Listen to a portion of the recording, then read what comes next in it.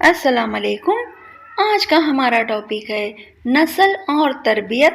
تربیت اور نسل، یہ دو کوالٹی ہر انسان میں موجود ہوتی ہے۔ یہ دو رنگ ہر انسان میں شامل ہوتے ہیں اور اسے پرکھنا کئی بار تھوڑا مشکل ہوتا ہے اور کئی بار آسان ہوتا ہے، اور کئی بار تو ہوتا یہ ہے کہ کچھ لوگ اپنی تربیت اور اپنی نسل کا پتہ خود ہی دے دیتے ہیں، خود ہی ظاہر کر دیتے ہیں۔ اب کسی کی اچھی تربیت اور اچھی نسل سامنے آتی ہے اور کسی کی لو کوالٹی کہوں گی میں یہاں پر، نسل اور تربیت سامنے آتی ہے۔ تو یہاں پر ہم تربیت اور نسل کے بارے میں جانیں گے، اور یہ بات کو میں آج ایک کہانی کے طور پر پیش کروں گی۔ تو کہانی کچھ اس طرح ہے۔ ایک مرتبہ ایک بادشاہ کی دربار میں ایک اجنبی نوکری کی تلاش میں حاضر ہوا۔ بادشاہ نے اسے اس کی قابلیت پوچھی تو اس نے کہا، معاملہ فہم ہوں، کسی بھی انسان کو دیکھ کر اس کی مکمل شخصیت کے بارے میں بتا سکتا ہوں، اور بھی زندگی سے جڑے پہلوؤں کو میں بتا سکتا ہوں۔ بادشاہ نے اس اجنبی کو ملازمت پر رکھ لیا اور بادشاہ نے اسے اپنے گھوڑوں کے استبل کا انچارج بنا دیا۔ کچھ ہفتوں بعد بادشاہ نے اسے اپنے پسندیدہ گھوڑے کے بارے میں پوچھا تو اس نے کہا، بادشاہ سلامت، یہ گھوڑا نسلی نہیں ہے۔ یہ بات سن کر بادشاہ بہت حیرت میں پڑ گیا۔ بادشاہ نے فوراً اس انسان کو بلاوا بھیجا جس سے بادشاہ نے گھوڑے کو خریدا تھا۔ وہ انسان فوراً حاضر ہوا۔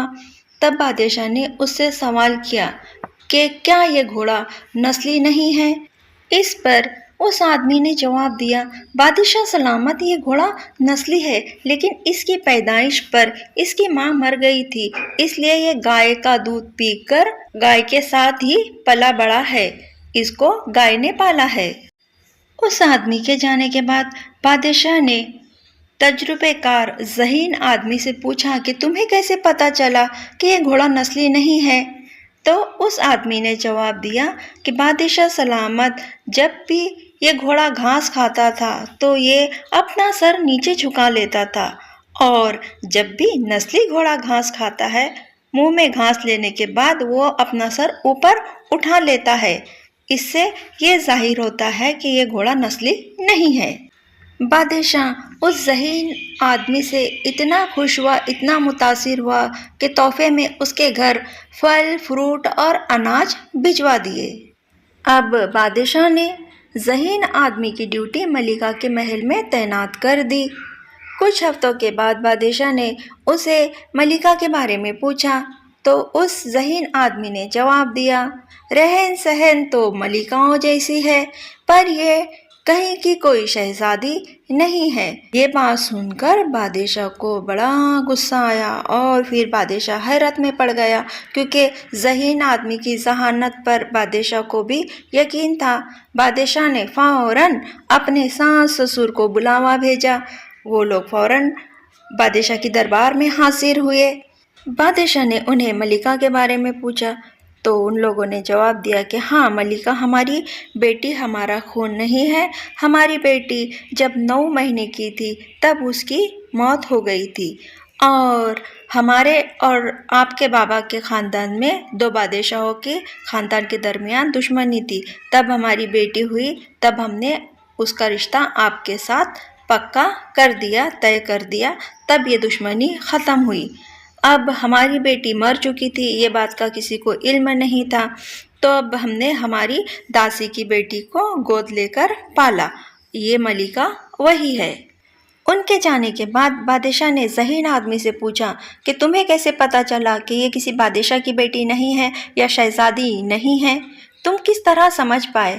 تو بادشاہ کو ذہین آدمی نے جواب دیا کہ بادشاہ سلامت، ملکہ کا برتاؤ اپنے لوگوں کے ساتھ اور اپنے ملازموں کے ساتھ کافی جاہلانہ برتاؤ ہے، حد سے زیادہ جاہل حرکتیں ہیں ملکہ کی، اور شہزادیوں کی تو کبھی ایسی تربیت نہیں ہوئی ہوتی ہے۔ شہزادیوں کی تربیت اور نسل ان سے چھلکتی ہے، اور ملکہ میں بالکل شہزادیوں والی کوئی بھی ایسی بات نہیں ہے۔ بادشاہ اس ذہین آدمی سے بہت خوش ہوا اور انعام میں اس کے گھر کچھ بھیڑ، بکریاں اور جانور بھجوا دیے تحفے میں۔ اب بادشاہ نے اس ذہین آدمی کی ڈیوٹی اپنے ساتھ لگا دی اور کچھ مہینوں کے بعد بادشاہ نے اس ذہین آدمی کو اپنے بارے میں پوچھا۔ ذہانت، عقل اور صلاحیت کا مالک ذہین آدمی نے کہا، آپ کو آپ کے بارے میں بتانے سے پہلے میں آپ سے پہلے انعام لینا چاہوں گا۔ بادشاہ نے کہا، مانگو، کیا مانگتے ہو انعام میں؟ ذہین آدمی نے کہا، بادشاہ سلامت، میں اپنے جان کی خیر اور جان کی امان چاہوں گا آپ سے۔ تب بادشاہ نے وعدہ کیا اور ذہین آدمی کی جان بخش دی۔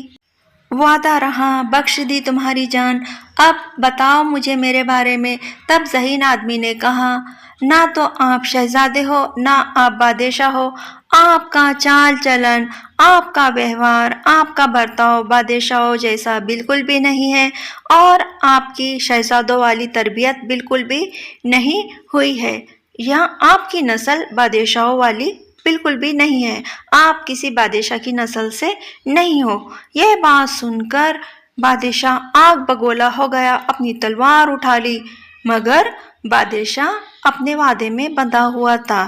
اس ذہین آدمی سے بادشاہ وعدہ کر چکا تھا کہ وہ اس کی جان بخش دے گا، جان بخشنے کا بادشاہ وعدہ کر چکا تھا۔ اپنی حقیقت جاننے کے لیے فوراً بادشاہ اپنی ماں کے پاس پہنچ گیا اور ماں سے پوچھا۔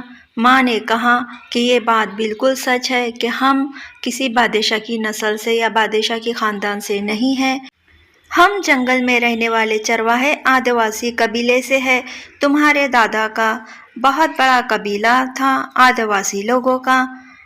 تب ایک روز آدیواسی قوم نے، تمہارے دادا کے قبیلے نے بادشاہ کے اوپر حملہ کر دیا، بادشاہ کے محل پر حملہ کر دیا، بادشاہ کو مار دیا، اس کی بیوی بچوں کو سب کو مار دیا اور اس محل پر قبضہ کر لیا۔ اس وقت سے تمہارے دادا نے سنبھالا، پھر تمہارے پتا جی نے سنبھالا اور پھر تم نے سنبھالا، تو یہ حقیقت ہے کہ ہماری نسل کسی بادشاہ کے گھرانے سے بالکل بھی نہیں ہے، ہمارا تعلق اور ہماری نسل آدیواسی قوم سے ہے۔ یہ بات جان کر بادشاہ تھوڑا شانت ہو گیا۔ پھر بادشاہ نے ذہین آدمی کو بلایا اور ذہین آدمی سے پوچھا کہ تمہیں کیسے پتہ چلا کہ میں بادشاہ نہیں ہوں، کہ میں شہزادہ نہیں ہوں؟ تو ذہین آدمی نے بتایا کہ بادشاہ جب خوش ہوتے ہیں اور انعام دیتے ہیں تو ہیرے جواہرات موتی دیتے ہیں، دولت دیتے ہیں، مگر آپ اناج، بھیڑ بکریاں، پھل فروٹ دیتے ہیں، مگر آپ خوش ہو کر کھانے پینے کی چیزیں دیتے ہیں، اور یہ بادشاہوں کا مزاج بالکل بھی نہیں ہے اور نہ یہ بادشاہوں کا چال چلن ہے۔ یہاں کہانی کے ذریعے ہم بہت اچھی طرح سمجھ پائے کہ نسل اور تربیت کی اہمیت کیا ہوتی ہے۔ کئی بار تربیت نسل کو مات دیتی ہے اور کئی جگہ نسل تربیت کو مات دیتی ہے۔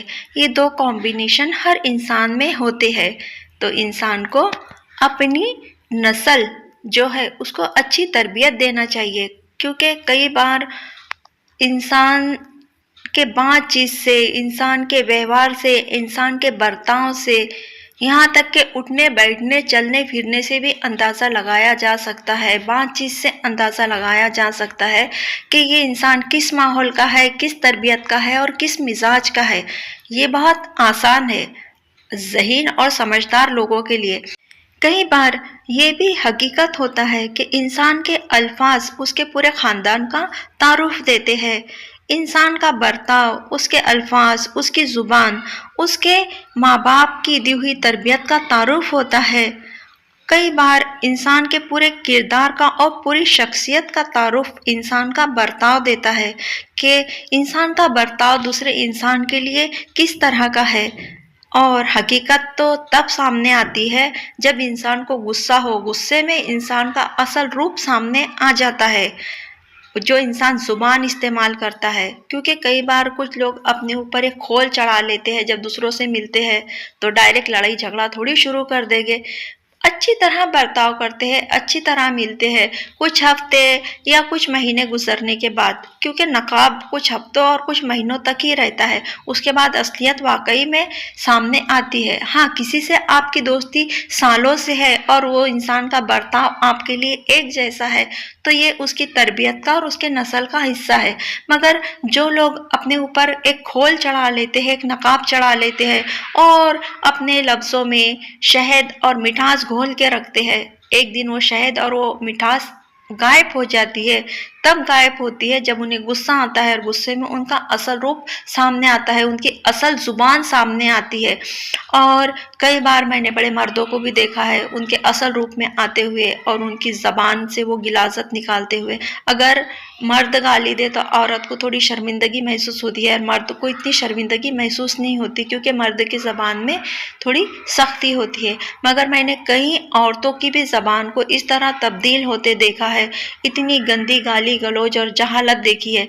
एक औरत जब इतनी गंदी गाली दे और इस तरह के लफ्ज़ इस्तेमाल करे, तो सोच सकते हैं आप उस औरत के लिए कि वो औरत किस माहौल का हिस्सा है। वो अपने माहौल को अच्छी तरह पेश करती है कि मैं इस माहौल से आती हूँ। एक गई गुजरी औरत ही गंदी गाली गलौज करती है। अच्छे घर की बेटियां, अच्छे घर की बच्चियां कभी इस तरह की जुबान किसी के भी लिए इस्तेमाल नहीं करती। कितने भी गुस्से में वो अपना लहजा और अपनी ज़ुबान का काबू कभी नहीं खोती, क्योंकि उसको ये ज़ुबान बोलने की तरबियत कभी मिली नहीं। देखिए, माँ बाप से ही बच्चों को बातचीत करने का सलीका और तरबियत मिलती है, क्योंकि बच्चे की तरबियत तो माँ बाप करते हैं, और जो माँ बाप में खासियत होती है ना, वो औलाद में आ जाती है। अब मैं ये देखती हूँ औरतों में, तो मैं अंदाज़ा लगा लेती हूँ कि इनके माँ बाप भी इसी तरह के रहे होंगे और इनको तरबियत इसी तरह की मिली होगी। वो औरत ही इतनी गलीज़ ज़बान इस्तेमाल कर सकती है जिसकी शर्म मर चुकी है या शर्म को वो बेच चुकी है, जिसमें शर्म हया नहीं है। और जिनमें शर्म हया होती है, जिनकी अच्छी तरबियत होती है, जो अच्छी नस्ल से होते हैं, वो कभी भी इस तरह का बर्ताव किसी के भी साथ नहीं करते। यहाँ पर सिर्फ औरत नहीं, मर्द की भी असलियत सामने आ जाती है। तो जो कहानी मैंने आपको यहाँ समझाई, वो कहानी का असल मकसद यही है कि आप परख सकते हैं किसी को भी, क्योंकि मैं एक बात यहाँ बता चुकी हूँ कि जो इंसान अपने ऊपर खोल चढ़ा देते हैं, वो खोल उनके कभी ना कभी उतर जाते हैं और उनकी असलियत सामने आ जाती है। तो कहानी के ज़रिए आप लोगों को नस्ल और तरबियत के बारे में अच्छी तरह मालूमात यहाँ मिल चुकी है, क्योंकि कई बार आप में से भी बहुत सारे लोगों का वास्ता ऐसे लोगों से पड़ा होगा, तो यकीनन कुछ लोग यहाँ मेरी बात से इत्तेफाक रखेंगे। मेरा मकसद यहाँ किसी की दिल आज़ारी करना या किसी को बुरा भला कहना बिल्कुल नहीं था, और गुजारिश करूँगी कि आप लोग अपने बच्चों को अच्छी तरबियत दें। इसी के साथ मैं आप लोगों को यहाँ खुदा हाफिज़ कहना चाहूँगी। मिलते हैं किसी अच्छी सी नेक्स्ट वीडियो में। अल्लाह हाफिज़।